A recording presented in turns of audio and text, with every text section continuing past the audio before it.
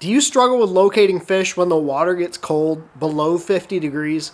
Well, in today's video, I'm going to share with you my number one location that I'm targeting fish when that water gets cold. Let's dive into this thing. Now, fishing during the late fall and early winter period is one of my favorite times to be on the water. Boat ramps are empty, everyone's inside watching football or hanging out in a deer stand, and you can catch a ton of fish. You can also have a shot at some really big fish this time of year, and so I want to share with you my number one location that I'm targeting these fish so you can have success when everyone else is sitting aside at home. Now, if you guys don't know who I am, my name is Benjamin Nowak, and this channel is really dedicated to taking you guys on fishing trips, sharing with you fishing tips, and my experiences on the water across the country. So if you guys enjoy that style of content, please consider subscribing and growing this community. But without further ado, let's dive into this thing. So let's start by really defining what I consider cold water fishing, early wintertime or wintertime fishing. And that for me is any time that water temp falls below 50 degrees.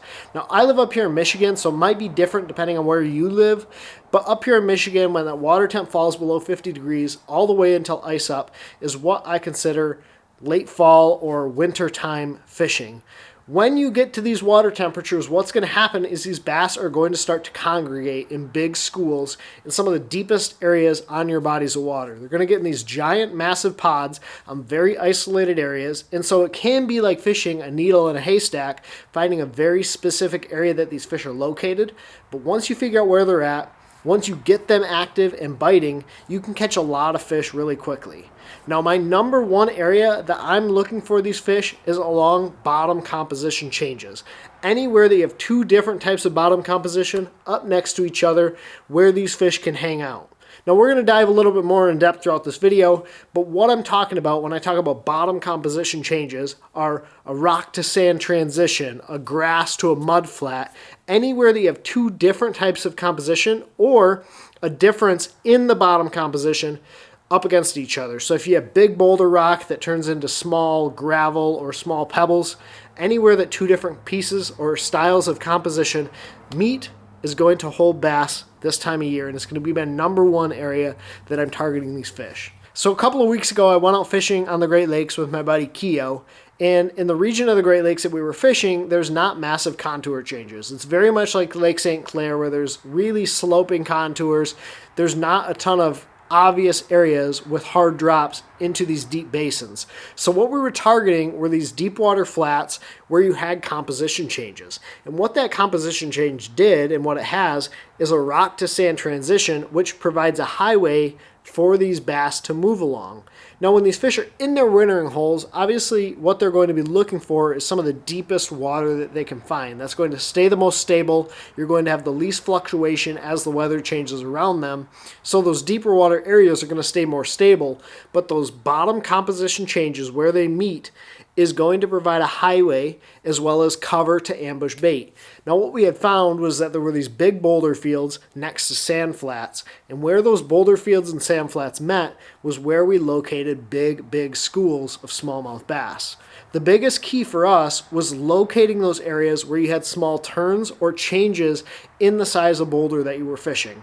Now, I'm going to toss up a couple screenshots that I grabbed, but by looking for these areas where you had bigger boulders or you had turns in the sand flat, this was where the biggest concentration of fish tended to be. Now, most of the times that I'm fishing these composition changes on bottom, I'm going to be going with those baits, a blade bait, a swim bait, a finesse football jig to fish slowly through that area, because when they're grouped up in these big pods, it's a phenomenal approach to really be able to effectively target those fish. But on that day that Keo and I went fishing, the key really was that sand to rock transition, and anywhere you could find those really big boulders mixed in with the sand was going to be a sweet spot along that transition where those fish could set up. So that's really going to take me into the next point in finding the sweet spot on these transitions where these fish are going to hang out. Because while I can say my favorite location to look is along bottom composition changes, there are going to be areas that fish will group up in. Now, when I'm looking along these transitions, The areas that I'm going to target or locate as sweet spots are going to be those isolated small changes along that transition. So if you can find like an inside turn or a point or areas where maybe your boulders or your grass sticks out a little bit further, these are going to be the key areas where your biggest schools of fish are going to group up on. Now obviously you can typically catch them all the way down that transition. You're going to pick off 1 and 2 here and there. But when you're looking for those massive schools, those big pods of fish, you're really looking for those isolated areas where there's some sort of change or difference along that transition. The other big key here could be isolated pieces of cover or structure that kind of meets or is sitting on that transition. A great example of locating some of these sweet spots in the bottom transition changes is actually going back a couple of years to fishing with Alex Rudd down in Tennessee. Now the way that I actually started looking or identifying these transition changes was because of Alex and because of like Tennessee river style fishing tips. I remember a David Walker article from Bassmaster where he talks about looking at the bank and identifying where pea gravel meets shale rock. And this is something that Alex is really, really good at. Down in the Tennessee River when they have these big drawdowns, you can look at the bank and start to notice where those 2 different types of bottom composition meet, and you can follow that down into the water. But with Alex, what we were doing a few years ago was we were fishing the area where that shale rock met those boulder fields. And when we were able to target those specific areas where the shale rock met the boulder fields up against that pea gravel, we were able to take a medium diving crankbait, fish it through that area, and get a lot of bites. So by locating those small differences along the transition, we were able to really dial in the sweet spots on these transition changes to locate the bigger pods of fish. This is something you can do all winter long, and this will be effective at locating those bigger pods and groups of fish, and sometimes, most typically, the largest fish of the day. Now obviously you can look at the bank and find some of these composition changes, but you can also look at your contour maps or the slope on the bank to locate where some of these composition changes might be. The slope on the bank is probably the most overlooked one of these tips, but by looking at where the bank is flat, that's typically going to be a slower sloping area coming into your water, and where that slower sloping area meets your fast tapering bank, that's where there's typically going to be some sort of deposit or change on the bottom. You can also follow this by looking at your contour maps to find those changes in the slopes, but typically where you have 2 different slope changes or where you have big contour changes on your map, you're going to be able to locate some of these composition changes on the bottom using your electronics as well. Other good areas to look are on humps or on points in your lake or anywhere that you have unique contour changes where there could be deposits that are either set up by current or set up by glaciers that form the lake that you're fishing. So by paying attention to the banks, your contour maps, and your electronics, you can be really effective at locating these composition changes where these bass are hanging out this time of year. Now one of my favorite lakes to fish during the winter time is a small glacial lake by the house. Now one of the biggest keys that we found out over the past couple of seasons is locating hard spots on the bottom. And I've done a video about this, I believe, last fall. But locating these hard spots is a great place to locate where these fish are hanging out. Now, one of the keys with locating the hard spots is finding the areas that are surrounded by sand or mud.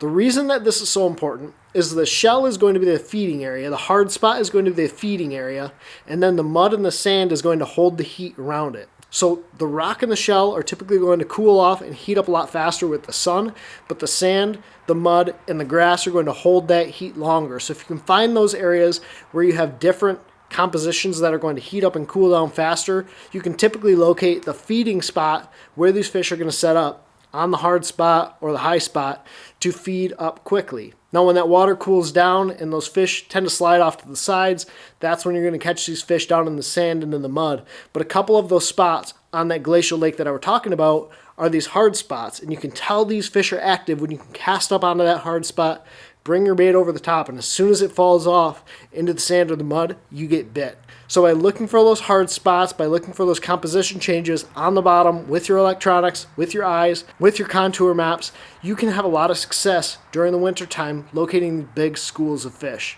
Now, like I mentioned, the winter time is one of the most challenging times of year to find that needle in a haystack, but once you do, it can be one of the most rewarding times of year to fish. You can catch giants, you can catch numbers of fish, and if you're willing to put your nose to the grindstone, have some of the best days on the water of the year without other boats on the lake. I hope this video gives you guys a good starting point when you get out to your bodies of water during the late fall and into the winter when that water temp falls below 50 degrees. Now if you guys want to see me go out and actually catch fish along bottom composition changes during the winter time, click this video right here. If you're not already subscribed, hit that link. It's going to take you down and subscribe you to my channel to let you know when I post more videos just like this one. Thank you guys so much for watching. I really appreciate you guys. And as always, take care, tight lines. God bless. Pursue passion.